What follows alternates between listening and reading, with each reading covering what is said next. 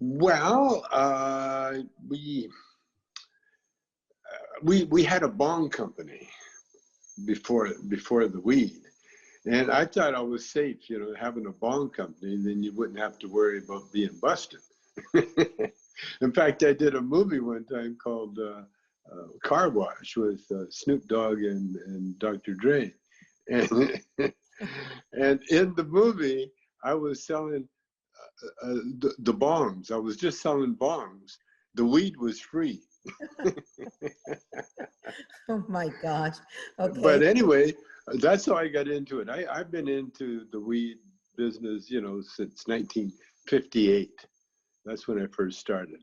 And and we got our own strain. Well, it's just natural, you know, that Cheech and Chong, you know, we're getting our own dispensaries. And so it's just natural that Cheech and Chong have our own strain. You know, we're the original OGs. Yes, you are. You guys are the OGs. Yeah, Everybody else came after you. So for that's right. you, how how do you go from 1958 to now, where some states are legal, yet back then you weren't, and we're still fighting, you know, within the United States to decide what's legal and what's not, and where it is and where it's not. Well, I mean, that's just if you pay any attention to those stupid rules, you know. I know I never did, you know, because they were dumb. You know, they were racist laws, and I just ignore anything racist. I ignore it. I either ignore it or I fight it. You know, but you know, marijuana has always been. In fact, it was never called. It was never marijuana. It was always called cannabis or hemp or you know, marijuana is the slave name. You know, for the drug. You know, that's what they used to justify making it illegal, because it was marijuana. And when you got high on marijuana, you killed your parents with an axe. You know, so anyway, you know, it was just natural that I got my own strain, and we got our own dispensaries. And as far as strains goes, don't ask me to name any. My favorite strain is marijuana, cannabis, and THC. That's my favorite. That's my favorite strains. So you're not into the whole sativa and purple crush and tequila sunrise and all those crazy names and strains that they make of it? I'm too old. I can't remember that stuff. I have a hard time remembering my name. how am I going to remember, you know, OG or blueberry or bubblegum? You know, I mean, I can't remember my password for my computer. So there's no way I'm going to remember that. You know? I was told to make sure it was the one link that you had to hit to get on this interview via Zoom. So let me ask you, what is, I mean, nowadays, what do you think, you know, on the good side, what is the good side of marijuana? What medicinal purposes? Who can it help? It can help. It can help practically everybody. But seriously, it helps people with epilepsy. You know, babies with epilepsy. Now that was a horrible disease, where you'd have strokes sometimes every hour. And a stroke was really the electrical circuit in your body goes haywire for a few minutes and sometimes longer. And it just makes your body go all crazy. And so cannabis helped to the point where CNN showed Dr. Gupta with a year-old baby that was having strokes every 15 minutes, hugged his mother for the first time because of the CBD and the THC oils that they gave it, the Charlotte's Web oil that they gave it, which was derivative from the marijuana plant. So the medicinal purposes are endless, and they're still finding out. And figured out during this pandemic, marijuana shops are considered essential. We're open. You know, bars are closed. But you can't buy a beer, but you can buy an ounce, you know, and that says everything. So now, as far as health goes, it helped me recover from cancer.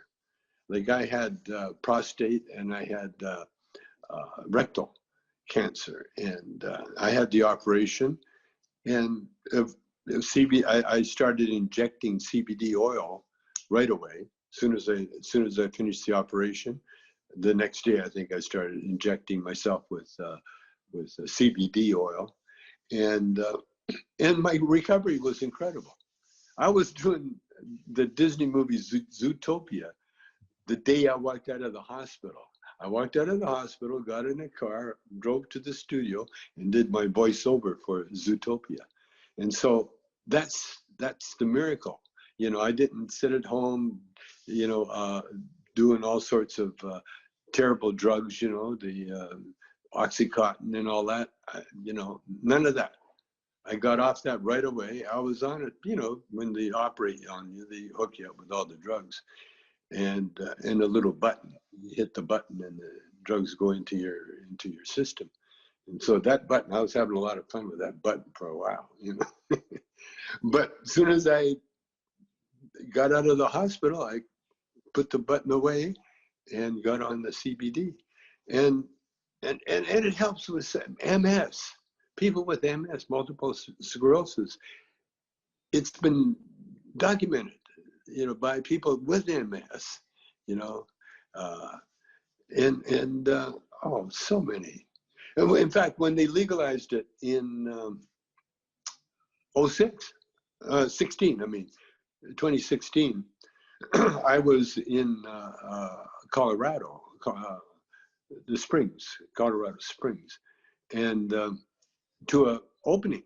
It was the first opening legal pot shop in America, one of the first.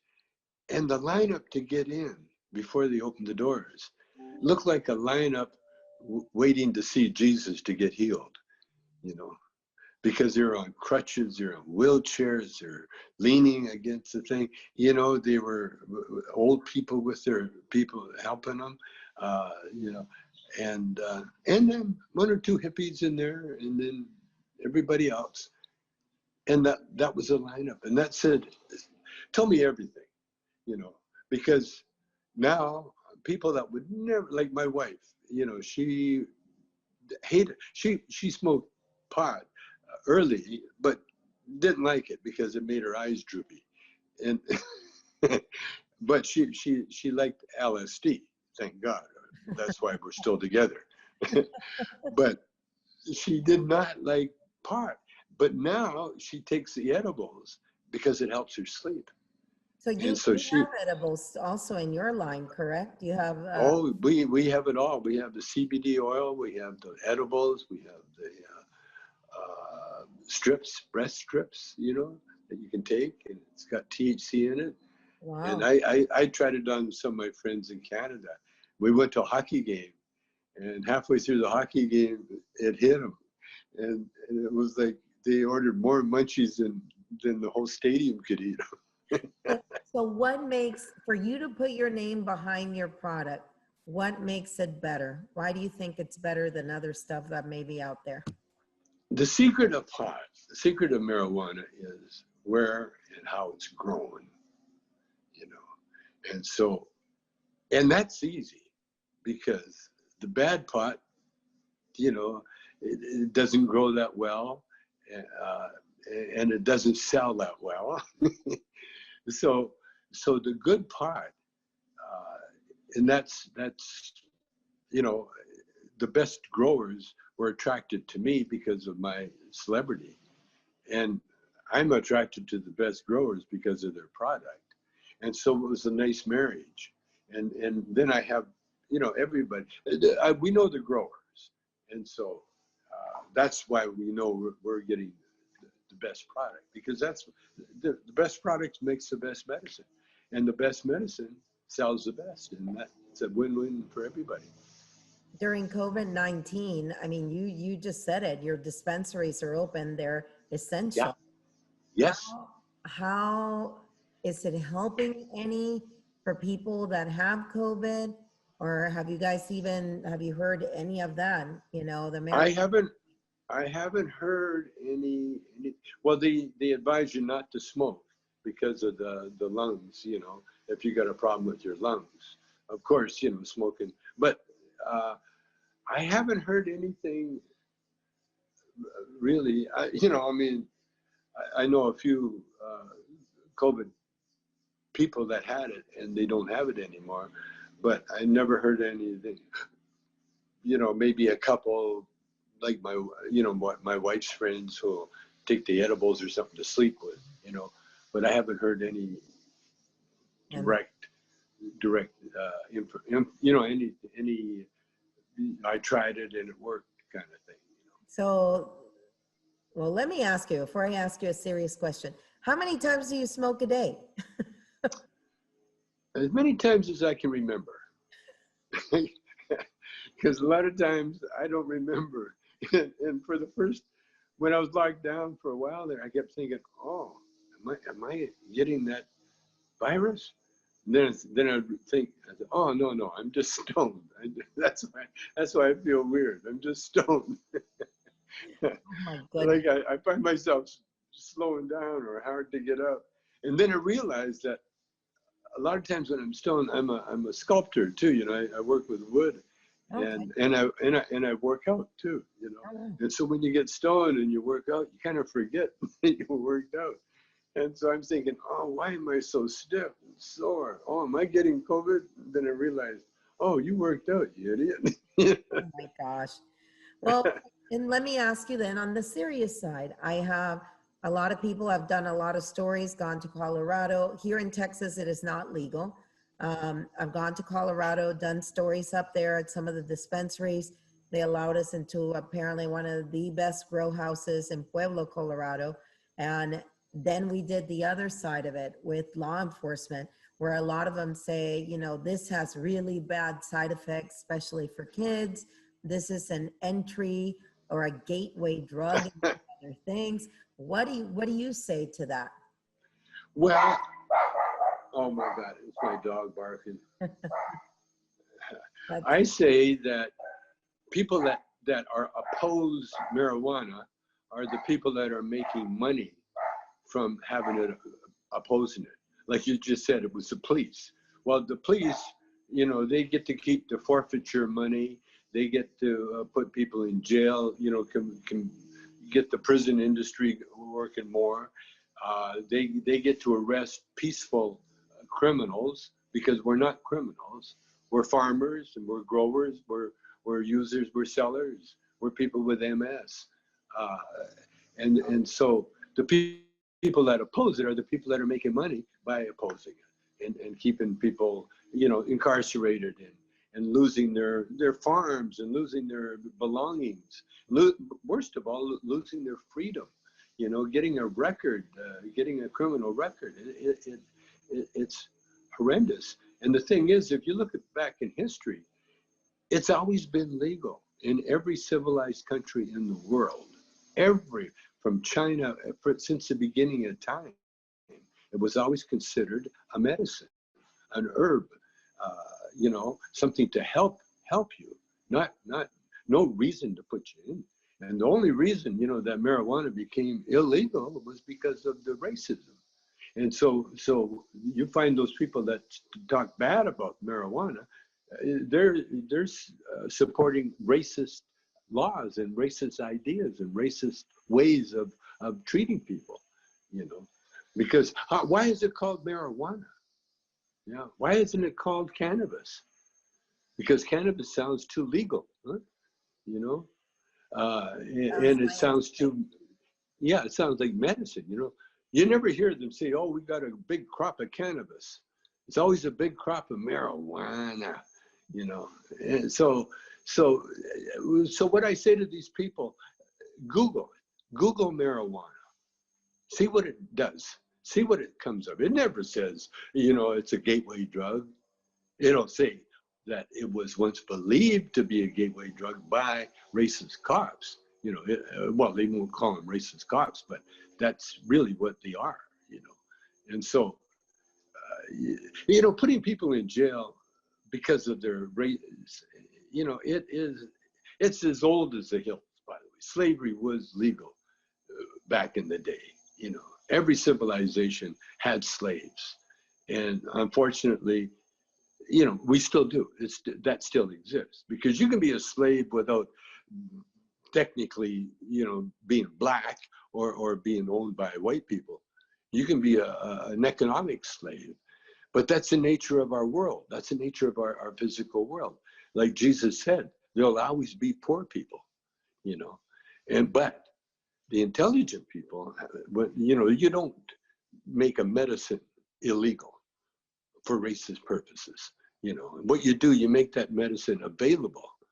Now, Texas being still illegal, that shows you still got that racist attitude in Texas, where they want to keep, minorities. And by the way, we're no longer minorities. We're majorities, They got to remember that. People, the white people, the white racists that want to talk about minorities, they're the minority, and they're going to find that out this election, for sure, because the meek shall inherit the earth, and no one's meeker than a pothead. You can't hide truth. You can't bury truth. You can't destroy truth. See, truth. That's why truth is it's indestructible. You can try to hide it. You can try to cover it up, but you can't hide it.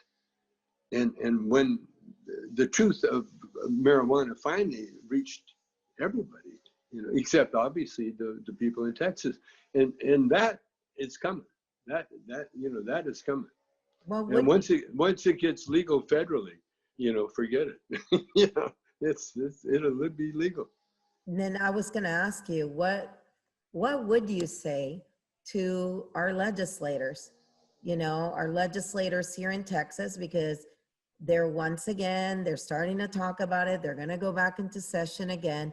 Everybody's saying this next legislative session that they may approve it. What would you say to the legislators here? Yeah, formally, I would say, yes, that's a good idea. Definitely legalize it. Definitely, without doubt. Take away the criminal penalties and reimburse the people that have been hurt. But that's what I would say, to their faces. But I would say right now, I would tell all those people, get their head out of their ass, because it's not you're living in the now. And now if you look around, cannabis is medicine. It's good.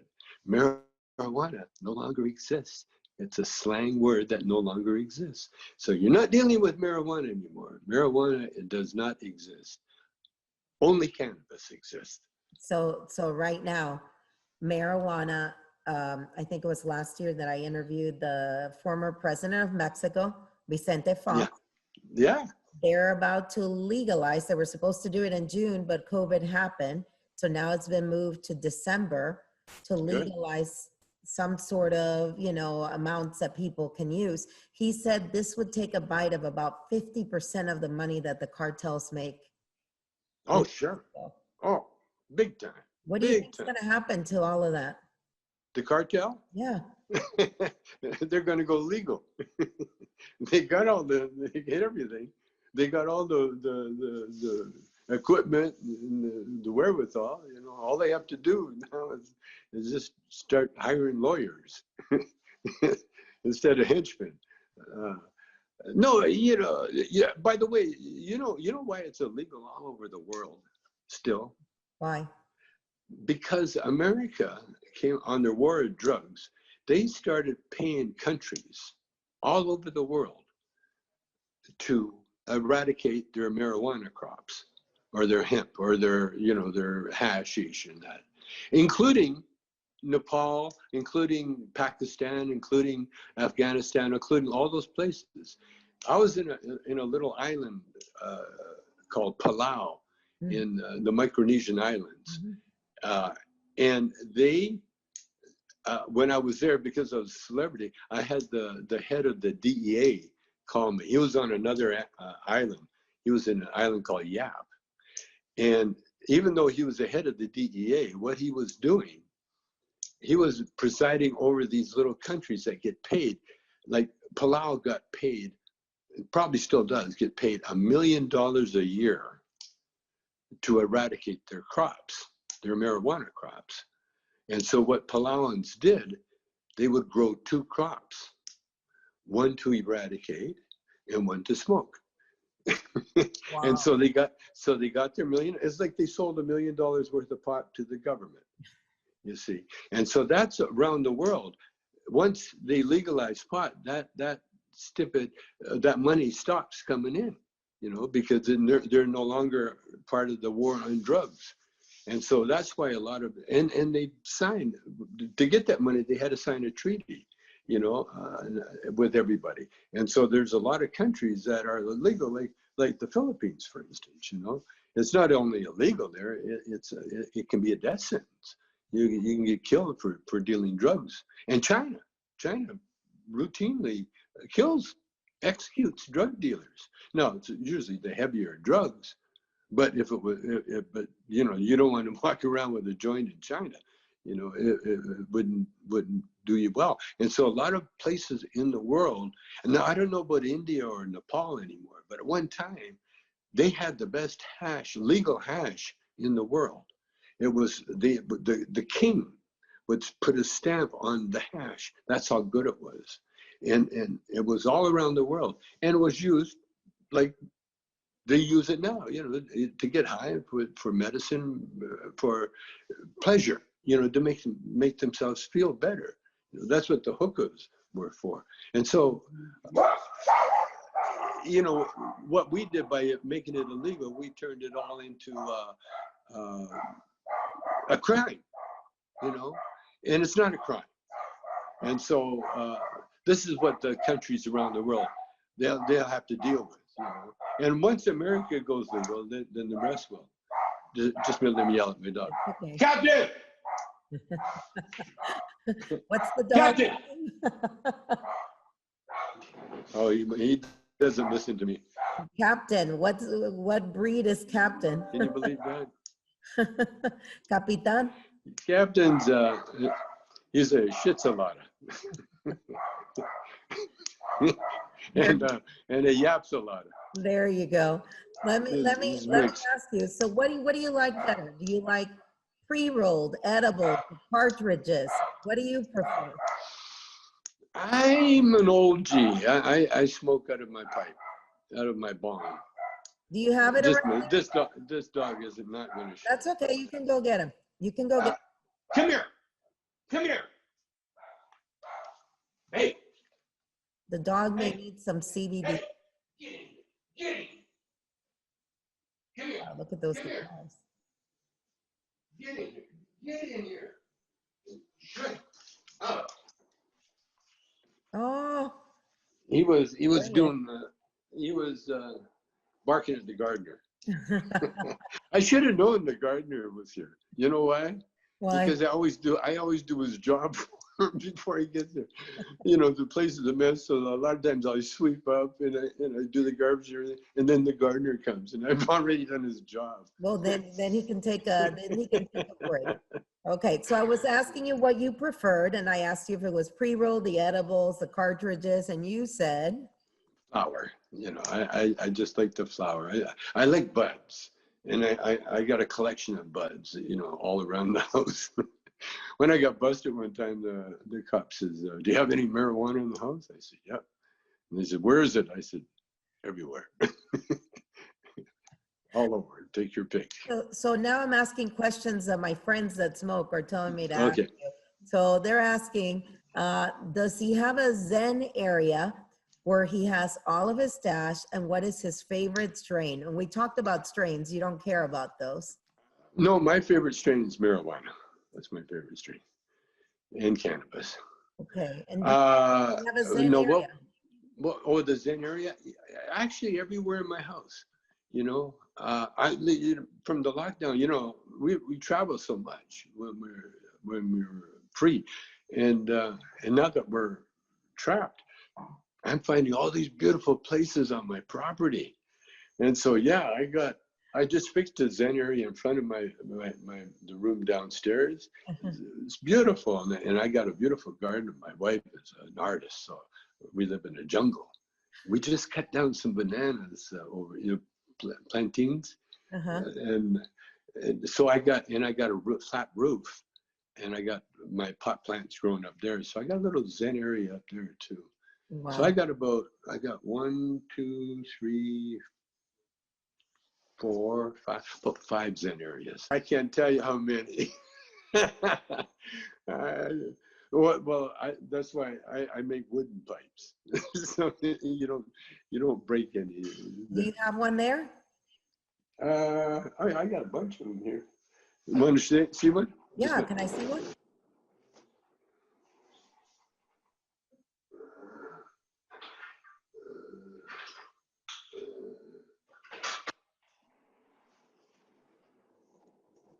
I get this is my little soy bottle, or what do you call it, recycled bottle, and when this is a little Home Depot gas fitting for the pipe in plastic, and then this is one of my favorite, and I put my little logo on it there. Now this one, that's one I've been using lately. This is made out of a little bamboo branch, Wow. And it just grows beautiful. I love bamboo. This is my favorite plant, and so I found this. I take it instead when the gardener like cuts it down, and I go in the garbage and pick out the nice little pieces. This is another piece of bamboo. It looked nice, and I cut it. And I just love the way it looks and the way it feels, and it's so easy. We got Chong. This is my Home Depot. Me and my buddy went into Home Depot and said, "How fast can we make a pipe?" And so this is it. So just you went around at Home Depot material?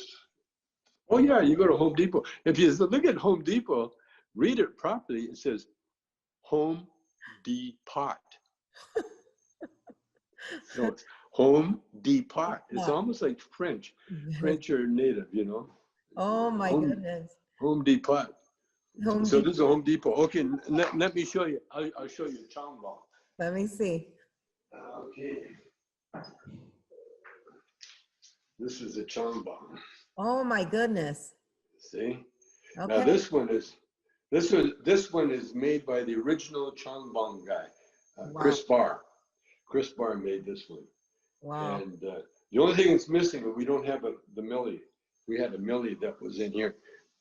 So I met Cheech last year here for the San Antonio Film Festival, and funny enough, I never knew this. I guess there's a lot of people that you guys are on their bucket list to have their first smoke with. Did you know that? Who? That we are? There's apparently a lot of people that say that you guys are on their bucket list to have their first hit with. Have you heard that before? Probably. Probably heard a lot of that. I've heard a lot. There's a lot of Cheech and Chong tattoos up there. I know that. Cheech collects pictures of Cheech and Chong tattoos. So do you have any advice for the kids? I mean, do you have grandkids? Oh, I got great grandkids. So what do you tell them? I mean, do any of them smoke? And if they're going to smoke, what do you advise them? I tell them, listen, if you're going to do drugs, replace them. Especially if you're going to smoke my pot, replace it,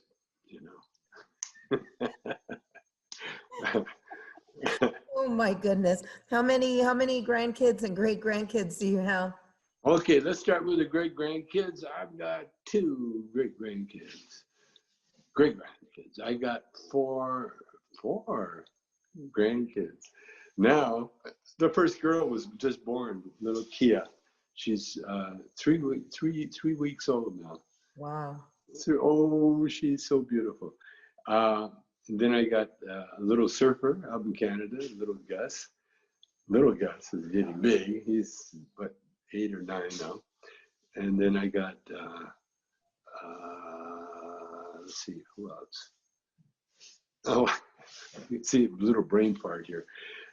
Then Morgan's grown. Morgan's Ray Don's son. Oh, and Jackson. He's a guitarist in Toronto. And his brain, he's going to be a filmmaker one time. And then I got 3 daughters with 3 different women, 3 different mothers. Uh-oh. And I got 2 sons with the same mother. And that's it. Okay. So we talked about the CBD. We talked about what your favorite was. OG. OG. Advice for young people, what you would say to the legislators in Texas. Now, the people in San Antonio, have you been to San Antonio? I believe you have. Many times. I've got attacked by those black birds by the creek many times. By the Riverwalk? Yeah, yeah. Oh my goodness, okay. Yeah, you know, those cute little birds that come down and get in your hair. Yes. Exactly. What is their problem? Are they racist? No, they're not. They're equal opportunity birds, aren't they? They'll attack anybody. They will attack anybody at the Riverwalk. So what do you think of San Antonio? What's your best memory so we can, you know, let you go? What's your best memory of San Antonio, and what do you want to say to San Antonians? We used to do the comedy club there, you know, quite a bit. The Riverwalk, is it Correct. Riverwalk Comedy? Correct. And then there was another one, I think owned by the same lady out of town in San Antonio. I love San Antonio, man. You know, I just wish more people, you know, could speak Spanish. You know, a lot of people, you try to speak Spanish to them, they answer you in English. So you need them to get back and learn the mother language. Oh No, I'm just kidding. No, I love San Antonio. I love Texas. I love everything in Texas. Everything. It's Mexico. Come on, let's face it. We're really in Mexico. You know. Yeah, like California. The same as California, man. You know, they can call it California all you want, but it really is Mexico. So if they legalize, are you guys ready to open up your dispensaries here for business? Oh, in a heartbeat. Are you kidding? Oh my God. Oh my God. See, Cheech and Chong, you see, we're not only pot, you know, icons, we're deities, you know, Cheech and Chong, especially in the Spanish world, you know. I mean, you go anywhere in the Spanish world and they know that I'm Chong, or they know that Cheech is somewhere around. I mean, we're celebrated. You know, we're as popular as the Pope, you know, a lot of those countries. And not only there, but like in China too, because the Chong took all the Chinese. See, that's where Cheech and we conquered the world, because Cheech took all the Mexicans and the Spanish, and I took all the Orientals and white guys, because I'm half white. So we got them all. Okay, what were you asking me? That's okay. Oh yeah, when Cheech was here, he was talking about the art. How important is the art, the Chicano art? How important is it to what you guys do and who you are? I mean, everybody knows who you are. So how important is the art that goes along with who the two of you are? Well, the art is visible. See, art is God made visible. That's all art is. You know, it's just because the inspiration, where's it comes from? It comes from God. And so the inspiration to just think about it. You put oil on a canvas and have it worth millions and millions of dollars. See? And to be able to do that, to have that talent. See, and that's why the art, I mean, I watched the show about the Aztecs. Oh my God, you talk about art and monuments. They built the monuments were so big that people are saying, oh, this must have done it. You know, these people couldn't do it themselves. You know, the aliens had to do it. But you know what? Those aliens were those people down there doing it, the natives. You know, they were the aliens. They did all that work. But But yeah, yeah, we're, I forgot the question. Was there a We're question? talking about art and how Yeah, important oh, it the is for art, everything that you guys art. do. Yeah, well, in the Spanish art, oh my God. Well, one Spanish. One Spanish guy is probably the most known artist in the whole world, Picasso. Yeah. There you Who's more famous go. There than you go. Picasso? Yeah. And so we're all children of Picassos. I love Picasso. See, and I love the whole That's what I was Spanish thing, man. You know, I love it. When I was in Madrid, was it Madrid? No, I've never been to Madrid. What am I talking about? Been at the airport there. Barcelona. Barcelona. One time during the Spanish Inquisition, you know, and the Jews had to hide. You know, they couldn't practice religion, and so that's why the Spanish houses all have that formal. You know, every house would have that formal entranceway. But then the Jews would have their synagogues and everything else behind the wall, behind the thing. But they all had that one Spanish look. And I love Spanish architecture too. I mean, So let me ask you, the last question would be, what do you want your legacy to be? What do you want to be remembered by? that we were human. We weren't gods. We actually existed. When I say we, it's Cheech and I, you know. Because years from now, they'll say, oh, you know, I was Googling and there was really two guys named Cheech and Chong. They're not just a logo on a dispensary, you know, or on a bong, you know, or on a marijuana or a T-shirt. These guys really existed. And No, Cheech and I, well, we single-handedly changed everybody's attitude toward weed and Chicanos. did you We say Chicanos. oh, Chicanos? Okay, there you go. Chicanos, yeah. Weed and Chicano. And to some extent Chinese, although Chinese, they always feel that they're in a different sphere than we are.